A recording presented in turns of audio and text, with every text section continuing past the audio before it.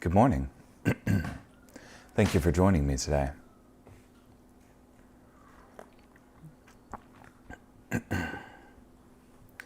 This morning we'll be in Genesis chapter 37, verse 1, through chapter 38, verse 30.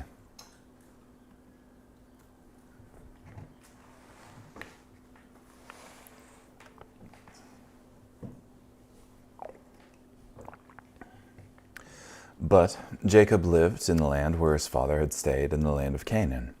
This is the account of Jacob. Joseph, his 17-year-old son, was taking care of the flocks with his brothers. Now he was a youngster working with the sons of Bilhah and Zilpah, his father's wives. Joseph brought back a bad report about them to their father. Now Israel loved Joseph more than all his sons, because he was a son born to him late in life, and he made a special tunic for him. When Joseph's brothers saw that their father loved him more than any of them, they hated Joseph and were not able to speak to him kindly. Joseph had a dream, and when he told his brothers about it, they hated him even more. He said to them, "Listen to this dream I had. There we were, binding sheaves of grain in the middle of the field. Suddenly, my sheaf rose up and stood upright, and your sheaves surrounded my sheaf and bowed down to it." Then his brothers asked him, "Do you really think you will rule over us or have dominion over us?" They hated him even more because of his dream and because of what he said. Then he had another dream, and he told it to his brothers. "Look," he said, "I had another dream. The sun, the moon, and 11 stars were bowing down to me." When he told his father and his brothers, his father rebuked him, saying, "What is this dream that you had? Will I, your mother, and your brothers really come and bow down to you?"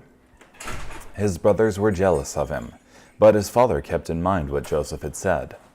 When his brothers had gone to graze their father's flocks near Shechem, Israel said to Joseph, "Your brothers are grazing the flocks near Shechem. Come, I will send you to them."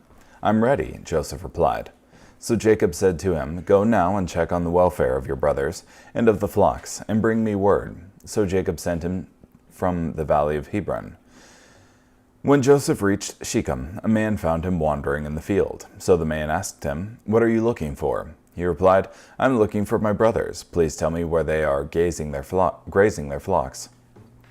The man said, "They left this area, for I heard them say, 'Let's go to Dothan.'" So Joseph went after his brothers and found them at Dothan.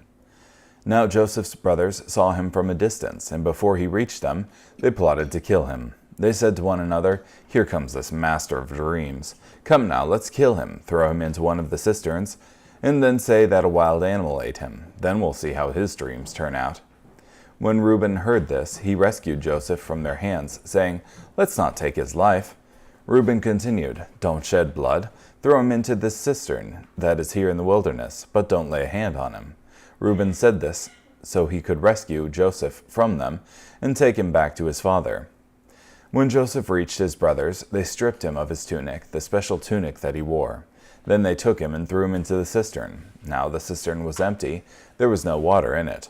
When they sat down to eat their food, they looked up and saw a caravan of Ishmaelites coming from Gilead. Their camels were carrying spices, balm, and myrrh down to Egypt. Then Judah said to his brothers, "What profit is there if we kill our brother and cover up his blood? Come, let's sell him to the Ishmaelites, but let's not lay a hand on him, for after all he is our brother, our own flesh." His brothers agreed. So when the Midianite merchants passed by, Joseph's brothers pulled him out of the cistern and sold him to the Ishmaelites for 20 pieces of silver. The Ishmaelites then took Joseph to Egypt. Later, Reuben returned to the cistern to find that Joseph was not in it. He tore his clothes, returned to his brothers, and said, "The boy isn't there, where can I go?" So they took Joseph's tunic, killed a young goat, and dipped the tunic in the blood. Then they brought the special tunic to their father and said, "We found this. Determine now whether it is your son's tunic or not." He recognized it and exclaimed, "It is my son's tunic. A wild animal has eaten him. Joseph has surely been torn to pieces." Then Jacob tore his clothes, put on sackcloth, and mourned for his son many days. All his sons and daughters stood by him to console him, but he refused to be consoled. "No," he said, "I will go to the grave mourning my son." So Joseph's father wept for him. Now in Egypt, the Midianites sold Joseph to Potiphar, one of Pharaoh's officials, the captain of the guard. At that time, Judah left his brothers and stayed with an Adulamite man named Hira. There Judah saw the daughter of a Canaanite man named Shua. Judah acquired her as a wife and had marital relations with her. She became pregnant and had a son. Judah named him She became pregnant again and had another son, whom she named Onan. Then she had yet another son, whom she named Shelah. She gave birth to him in Kezib. Judah acquired a wife for his firstborn. Her name was Tamar. But Judah's firstborn, was evil in the Lord's sight, so the Lord killed him. Then Judah said to Onan, "Have sexual relations with your brother's wife, and fulfill the duty of a brother-in-law to her, so that you may raise up a descendant for your brother." But Onan knew that the child would not be considered his. So whenever he had sexual relations with his brother's wife, he withdrew prematurely, so as not to give his brother a descendant. What he did was evil in the Lord's sight, so the Lord killed him too. Then Judah said to his daughter-in-law Tamar, "Live as a widow in your father's house until Shelah my son grows up." For he thought, "I don't want him to die like his brothers." So Tamar went and lived in her father's house. After some time, Judah's wife, the daughter of Shua, died. After Judah was consoled, he left for Timnah to visit his sheep shearers, along with his friend Hira the Adulamite. Tamar was told, "Look, your father-in-law is going up to Timnah to shear his sheep." So she removed her widow's clothes and covered herself with a veil. She wrapped herself and sat at the entrance to Anaim, which is on the way to Timnah. She did this because she saw that she had not been given to Shelah as a wife, even though he had now grown up. When Judah saw her, he thought she was a prostitute, because she had covered her face. He turned aside to her along the road and said, "Come on, I want to have sex with you." He did not realize it was his daughter-in-law. She asked, "What will you give me in exchange for having sex with you?" He replied, "I'll send you a young goat from the flock." She asked, "Will you give me a pledge until you send it?" He said, "What pledge should I give you?" She replied, "Your seal, your cord, and the staff that is in your hand." So he gave them to her and had sex with her. She became pregnant by him. She left immediately, removed her veil, and put on her widow's clothes. Then Judah had his friend Hira the Adulamite take a young goat to get back from the woman the items he had given in pledge. But Hira could not find her. He asked the men who were there, "Where is the cult prostitute who was at Anaim by the road?" But they replied, "There has been no cult prostitute here." So he returned to Judah and said, "I couldn't find her. Moreover, the men of the place said, 'There has been no cult prostitute here.'" Judah said, "Let her keep the things for herself, otherwise we will appear to be dishonest. I did indeed send this young goat, but you couldn't find her." After 3 months, Judah was told, "Your daughter-in-law Tamar has turned to prostitution, and as a result she has become pregnant." Judah said, "Bring her out and let her be burned." While they were bringing her out, she sent word to her father-in-law, "I am pregnant by the man to whom these belong." Then she said, "Identify the one to whom the seal, cord, and staff belong." Judah recognized them and said, "She is more upright than I am, because I wouldn't give her to Shelah my son." He did not have sexual relations with her again.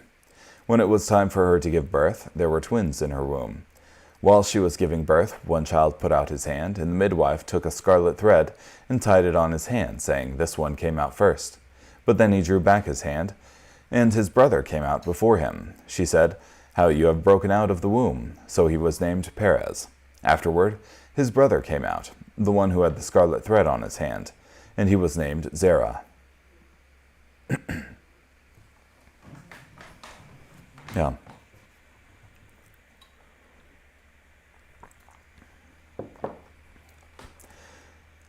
It's interesting, the previous chapter with Joseph in it. There's some interesting messianic overtones in his story that I'd like to dig in deeper to one day here. But you have similarities there of how his brothers hated him, how he had these dreams of ruling over his brothers, of later on how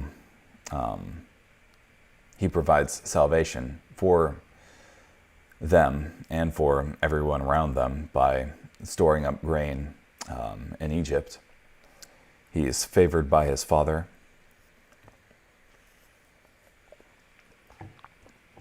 And I'm sure there's a lot more to be said concerning the similarities between the two.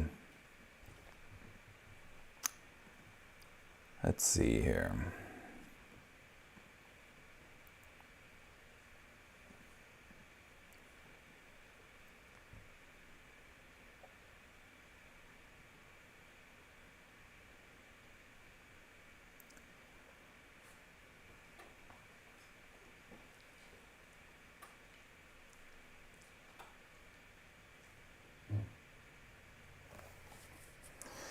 So Joseph brought a bad report of his brothers to his father.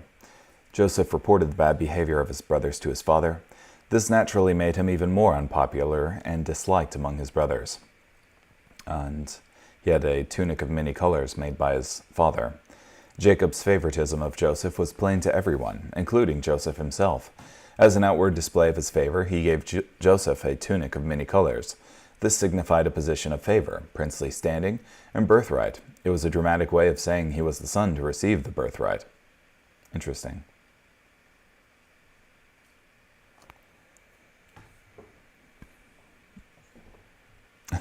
This was not what a working man wore. It was a garment of privilege and status. The man who wore a tunic of many colors watched others as they did the hard physical labor.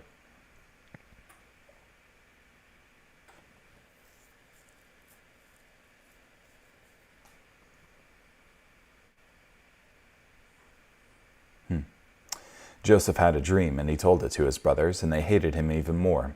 At best, Joseph showed a great lack of tact. Surely he knew how much his brothers hated to hear this dream, which set him above his brothers.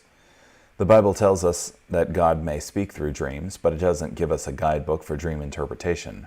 Most of all, know the Bible to know the voice of God. We should expect that God speaks to us in the Bible, and if he were to speak in a dream, it would be unexpected.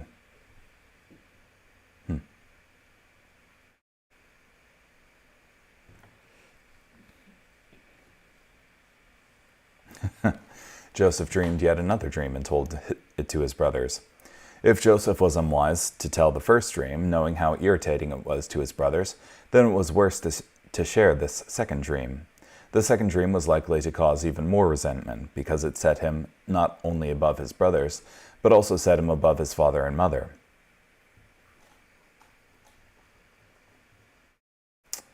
Joseph had the sort of pride common in the favored and blessed. He was so focused on how great his dreams were for him, he didn't begin to consider how the dreams would sound in the ears of others. At this point, Joseph was a contrast to Jesus. Jesus wants us to be as he was on this earth, an others-centered person. Joseph seems to have fallen short in this area. Though Joseph was wrong to tell these dreams, they certainly did come true.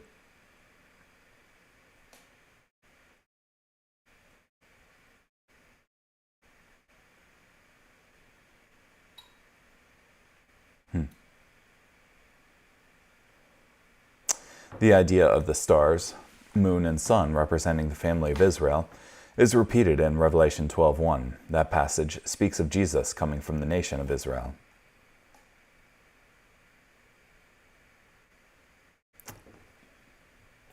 His brothers went to feed their father's flock in Shechem. Joseph's brothers had to do hard and uncomfortable work of tending the roaming flocks of their father's sheep. Joseph stayed home and slept in his own bed, except when Jacob sent him to check on his brothers. There seems nothing strange about this errand, except Joseph's brothers were in Shechem, a place where his family was influenced and harmed by worldly influences. Yeah, and where Simeon and Levi committed some casual genocide. Well, not genocide, but they destroyed the occupants of Shechem.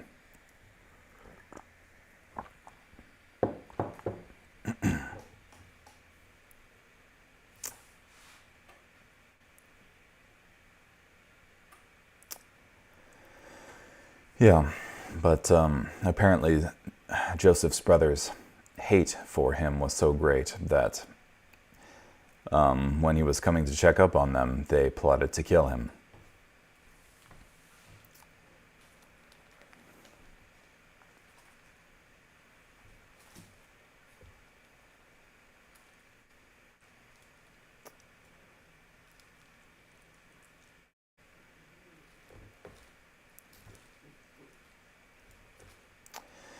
Reuben heard of it, and he delivered him out of their hands. We think of all 10 brothers, leaving little Benjamin out, and wonder how they could all be so evil.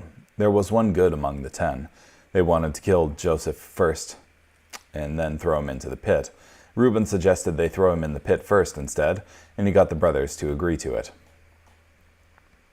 There's something wonderful in seeing this from Reuben, because earlier, in Genesis 35, he did a terrible thing. He had sex with one of his father's wives/concubines. Reuben wouldn't be defined only by the worst thing that he did.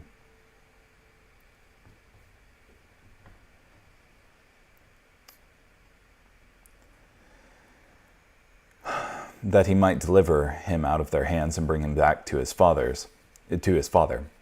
The other brothers had their plan, and Reuben had his plan. Reuben didn't try to stop his brothers. He tried to outsmart them. Reuben could have simply rose up and said, "This is wrong. We can't do this." Reuben wanted to be merciful to Joseph, but he also wanted to please the other brothers who hated Joseph. This failure to do the right thing meant that the good Reuben wanted to do, that is, bring him back to his father, wouldn't happen. Yeah.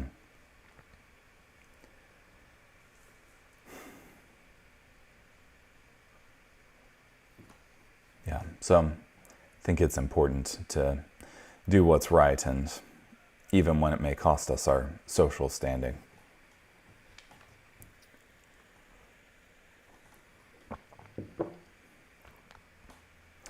They sat down to eat a meal after they had tossed him in the pit.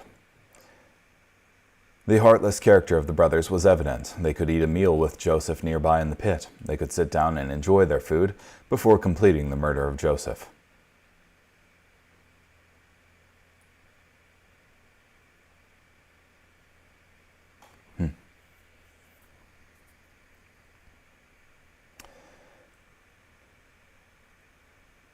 And then you have Judah suggesting that they sell him instead. The only way to describe the brothers is cruel and cold. They were heartless to Joseph, to their father, and set themselves against God's plan. They decided that if they were going to ruin so many lives, they might as well make some money off of it. This came from Judah, who of all the brothers became the ancestor of the Messiah. As the story of Joseph develops, Judah will be the brother most changed in heart and character. For he's our brother and our flesh. He's our brother, so let's only sell him into a life of slavery and tell Dad that he's dead. What brothers?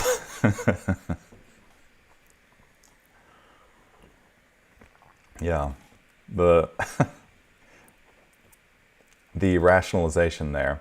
After all, he is our flesh and blood. It's just like, so maybe don't sell your flesh and blood into slavery and reconsider what you're doing.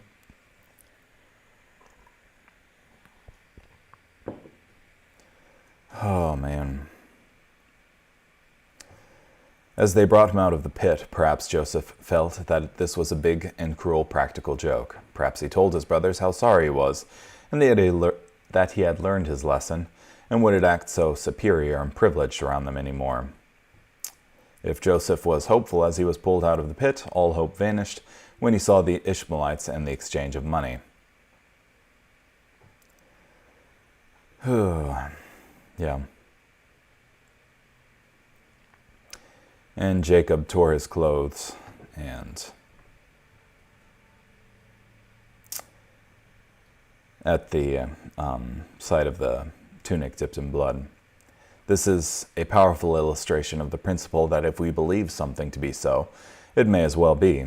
Joseph was not dead, but as long as Jacob believed he was, as far as Jacob was concerned, Joseph was dead. In the same way, the Christian has in truth been set free from sin, but if Satan can persuade us we are under the tyranny of sin, we may as well be.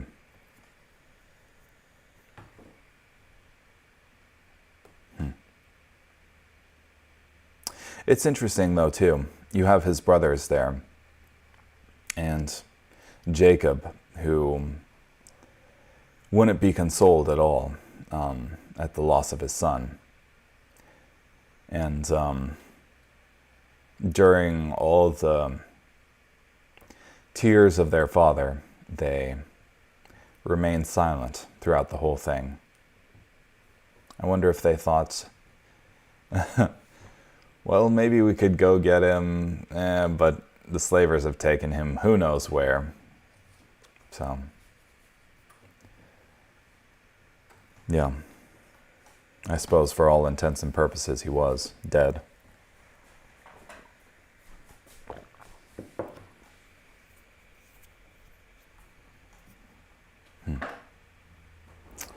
Sold him in Egypt to Potiphar, an officer of Pharaoh and captain of the guard.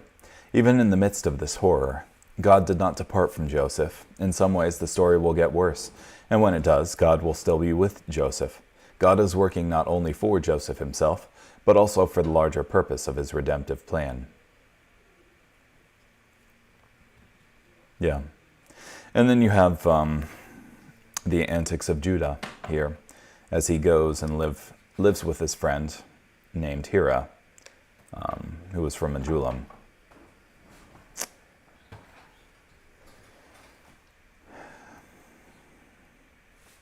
Yeah,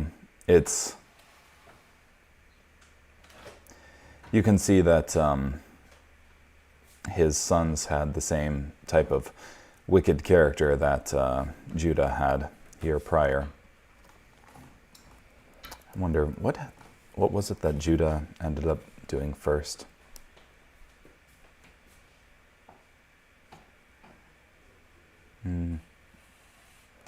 Probably just this.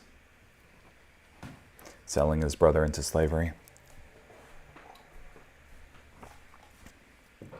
I thought he slept with his father's concubine.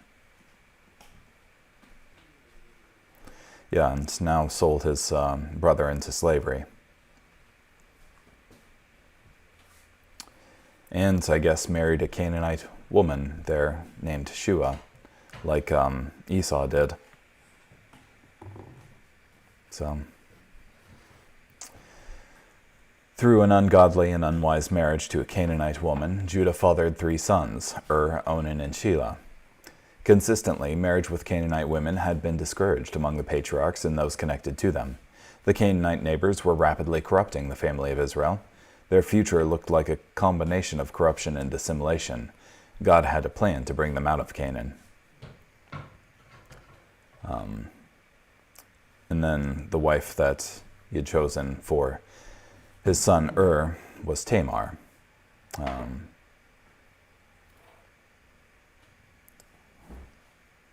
Who was also a Canaanite. And was slain because of his wickedness. We are never told what Ur's wickedness was, but obviously it was evil enough that God brought immediate judgment upon him. Growing up with a father from such a troubled family and with a mother who was a Canaanite did not help to live a godly life. So his other son was given to Tamar to have children in the place of his brother. This was done so the dead brother's name would be carried on, but also it was so the widow would have children to support her. Apart from this, she would likely live the rest of her life as a destitute widow. Onan refused to seriously regard the responsibility to father descendants for his dead brother. He was more than happy to use Tamar for his sexual gratification, but he did not want to give Tamar a son he would have to support, but would be considered to be the son of Onan pursued sex as only a pleasurable experience. If he really didn't want to father a child by Tamar, he should never have had sex with her at all. He refused to fulfill his obligation to his dead brother and Tamar. Many Christians have used this passage as a proof text against masturbation. Indeed, masturbation has been called onanism. However, this does not seem to be the case here. Whatever Onan did, he was not masturbating. This was not a sin of masturbation, but a sin of refusing to care for his brother's widow by giving her offspring, and the sin of a selfish use of sex. Yeah. He treated Tamar poorly.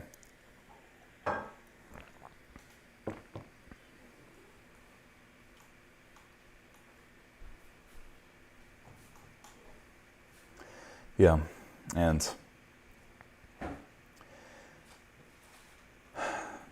This, I think, further illustrates that God sees everything, and no matter how private and intimate it may be, we need to make sure that all of our dealings, no matter where they are honoring to God and not hurting other people.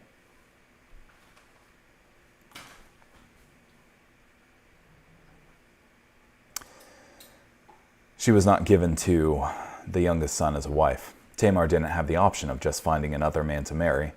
She was under the headship of her father-in-law Judah, and he had to give her a husband. He determined whom and when she could marry.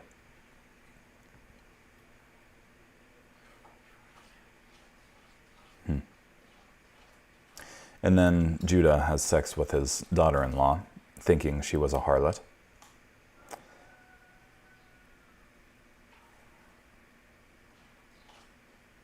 And then she's outed as having had sex outside of marriage. And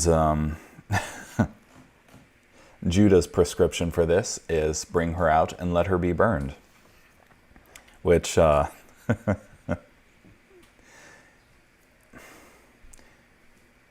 is pretty hypocritical, as he was the one who engaged in adultery prior to this. Well, yes, sex outside of marriage.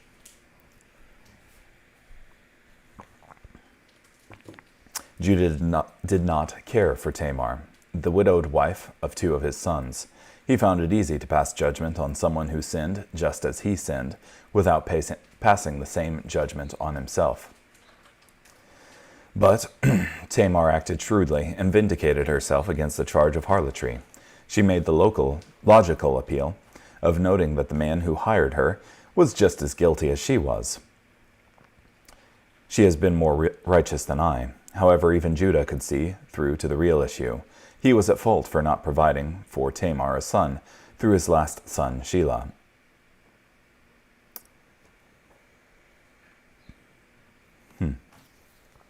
Therefore his name was called Perez. Matthew 1:3 and Luke 3:33 each list Perez as an ancestor of Jesus, the Messiah. God took the son of this ungodly situation and put him in the family line of the Messiah, despite the fact that neither Judah nor Tamar were examples of godliness. This is a wonderful example of grace. God chose them, despite their works, to both be in the line of the Messiah and to have their role in God's plan of redemption.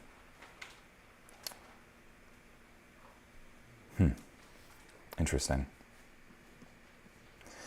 Anyhow, thank you so much for joining me today. Hope you have a great day. Bye.